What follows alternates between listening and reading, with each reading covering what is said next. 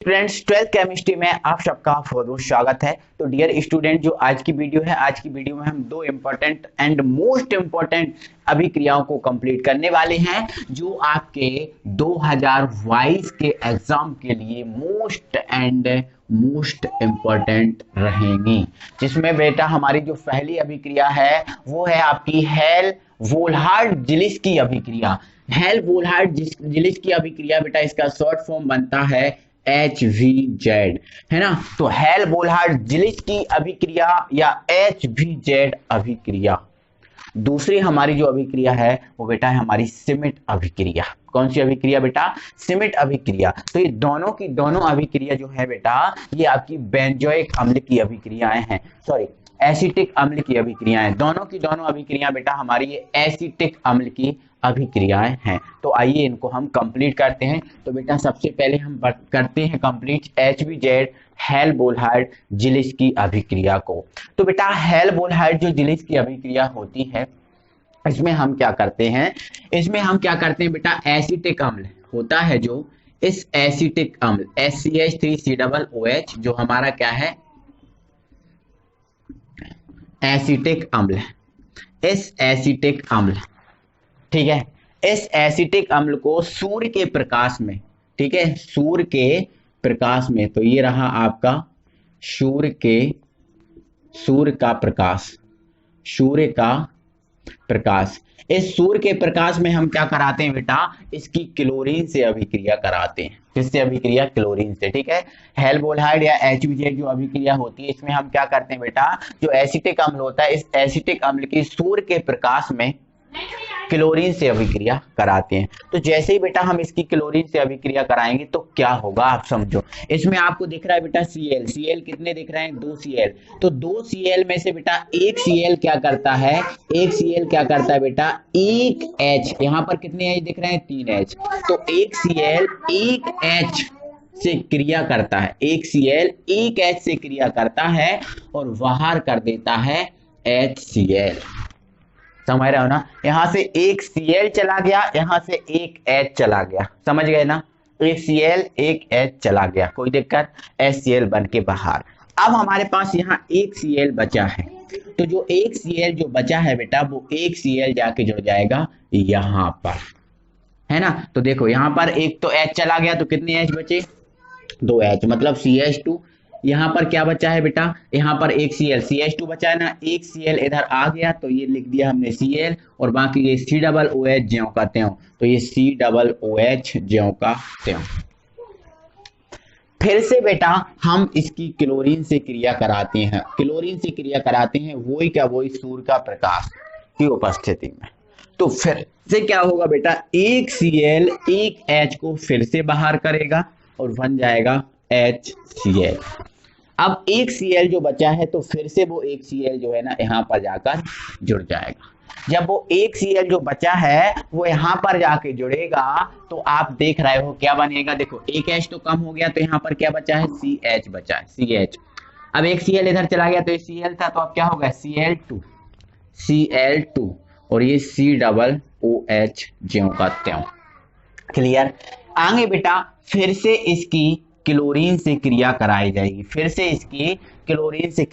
जाएगी, बेटा ये जो क्रिया है ना, ये क्रिया तब तक कराते रहते हैं जब तक कि यहाँ का जो पूरा H बाहर नहीं हो जाता। तो फिर से क्लोरीन से क्रिया कराएंगे, तो फिर से वही काम होगा, एक Cl जो बचा हुआ एक H है उसको बाहर कर देगा, है ना। तो यहाँ से क्या बन जाएगा बेटा? HCl इसमें हो जाएगा बाहर। तो ये मैंने लिख दिया HCl। एक सेकंड बेटा, थोड़ा सा कैमरा को मैं घुमा देता हूं, है ना।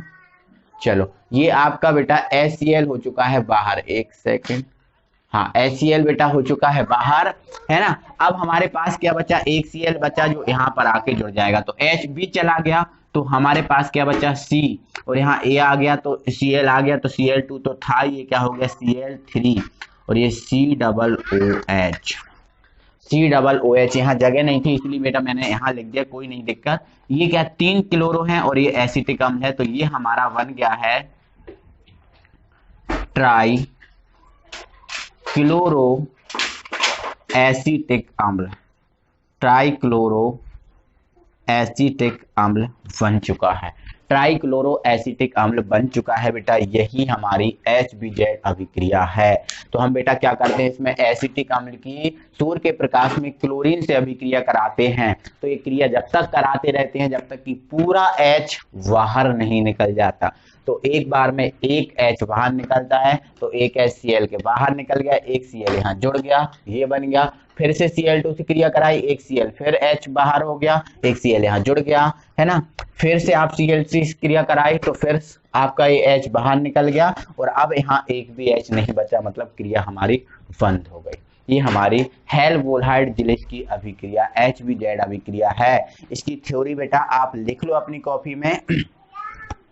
अल्फा हाइड्रोजन युक्त कार्बोक्सिलिक अम्ल, बेटा आपका जो ये है ना एसिटिक अम्ल है, इसको हम कार्बोक्सिलिक अम्ल भी बोलते हैं। कौन सा अम्ल? कार्बोक्सिलिक अम्ल, ठीक है, क्योंकि सिंगल बॉन्ड जो COOH होता है बेटा, है ना, ये हमारा कार्बोक्सिलिक अम्ल होता है, ठीक है। और आप देख रहे हो बेटा ये सिंगल बॉन्ड COOH समूह होता है और समूह से जुड़ा पहला कार्बन अल्फा कार्बन, इसलिए इसको हम अल्फा हाइड्रोजन युक्त कार्बोक्सिलिक अम्ल भी बोलते हैं, ठीक है। तो आप क्या लिख रहे हो थ्योरी? अल्फा हाइड्रोजन युक्त कार्बोक्सिलिक अम्ल या एसिटिक अम्ल की सूर्य के प्रकाश में उच्च ताप पर क्लोरीन के साथ अभिक्रिया करवाने पर ट्राइक्लोरो एसिटिक अम्ल प्राप्त होता है।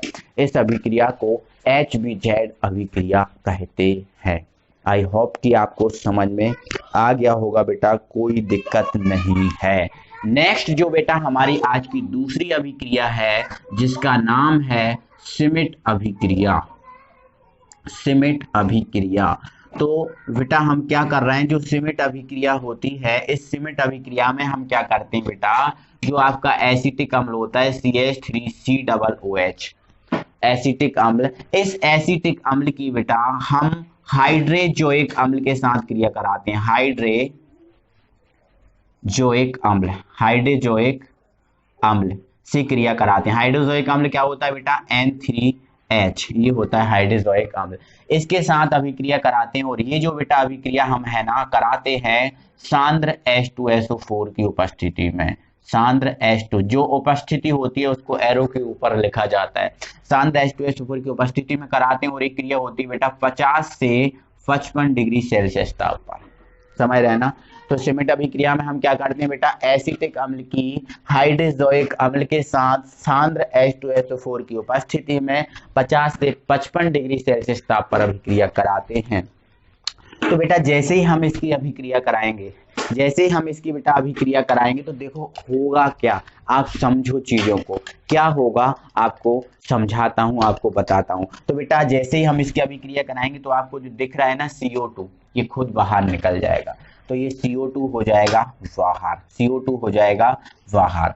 इसके अलावा CO2 हो गया बाहर, इसके अलावा बेटा आप देख रहे हो H कितने हैं? 2, एक H ये और एक H ये, ठीक है। या फिर आप ये समझो, देखो CO2 हो गया बाहर, यहाँ पर कितने N है बेटा? 3 N है। 3 N में से बेटा 2 N कितने N? 2 N N2 बना के बाहर हो जाएंगे, है ना। CO2 हो गया बाहर, 2 N, 3 N में से 2 N N2 बना के बाहर हो गए। अब हमारे पास क्या बचा? 1 N बचा, क्योंकि 2 N चले गए, 1 N बचा। 1 N इन 1 H और 2 H, ये दोनों H के साथ मिलकर बना देगा NH2। तो यहाँ पर क्या बचा है बेटा? CH3 और यहाँ पर 1 N बचा और 2 H, तो ये NH2 जो आपका होगा बेटा मैथिल एमीन। क्या होगा? मैथिल एमीन। तो यहां से बेटा ये मैथिल एमीन बनकर तैयार हो गया है। ये हमारी श्मिट अभिक्रिया है। क्या बोला मैंने बेटा? क्या करते हैं हम इसमें? एसिटिक अम्ल की हाइड्रोजोइक अम्ल के साथ सांद्र H2SO4 की उपस्थिति में 50 से 55 डिग्री सेल्सियस ताप पर अभिक्रिया कराते हैं। तो क्या होता है? CO2 खुद बाहर निकल जाता है, इन 3 H में से 2 H N2 बना के हो जाते हैं बाहर, 1 N इन दोनों H के साथ NH2 बना के मैथिल एमीन बना लेता है। इस अभिक्रिया का नाम है श्मिट अभिक्रिया। क्या होता है, हमें ये क्वेश्चन पूछा जा सकता है बेटा कि क्या होता है जब एसिटिक अम्ल की हाइड्रोक्लोरिक अम्ल के साथ अभिक्रिया कराई जाती है, तो आपको ये रिएक्शन देना होगी। क्या होता है जब एसिटिक अम्ल की क्लोरीन के साथ अभिक्रिया कराई जाती है, तो आपको ये रिएक्शन देनी पड़ेगी। तो बेटा ये इसके क्वेश्चन सॉरी इसकी थ्योरी और लिख लो बेटा।